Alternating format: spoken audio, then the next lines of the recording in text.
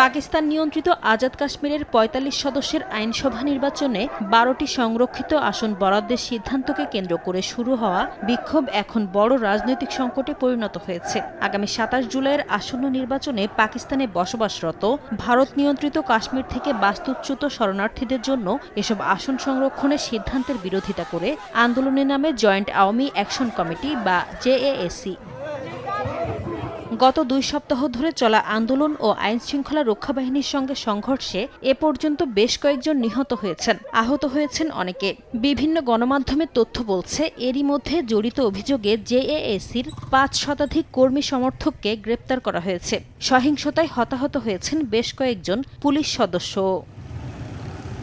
পরিস্থিতি আরও কঠোরভাবে মোকাবিলায় নিষিদ্ধ ঘোষিত সংগঠন জেএএসির ১৪৭ কর্মী সমর্থককে সন্ত্রাসবিরোধী আইনের নজরদারি তালিকায় অন্তর্ভুক্ত করেছে স্থানীয় সরকার। প্রশাসনের দাবি, ভবিষ্যতে এতে আরও নাম যুক্ত হতে পারে। একই সঙ্গে তালিকাভুক্ত ব্যক্তিদের সম্পত্তি জব্দের সম্ভাবনার কথাও জানানো হয়েছে।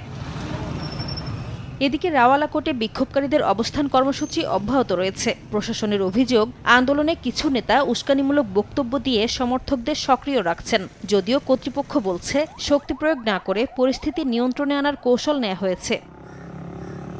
টানা ১১ দিনের ধর্মঘটে রাজধানী মুজাফফরাবাদ ও পুঞ্চ বিভাগে ব্যবসা-বাণিজ্য কার্যত বন্ধ হয়ে গেছে। গণপরিবহন চলাচল সীমিত থাকায় ভোগান্তিতে পড়ছেন সাধারণ মানুষ। ইন্টারনেট সেবা স্থগিতের কারণে ব্যাংকিং কার্যক্রম ব্যাহতের পাশাপাশি অনেক জায়গায় এটিএম সেবাও অচল হয়ে পড়েছে। এমন পরিস্থিতিতে স্বাভাবিক জীবনযাত্রায় ফিরতে প্রশাসন ও আন্দোলনকারীদের আলোচনার মাধ্যমে দ্রুত সমাধানে পৌঁছানোর আহ্বান জানিয়েছেন স্থানীয়রা।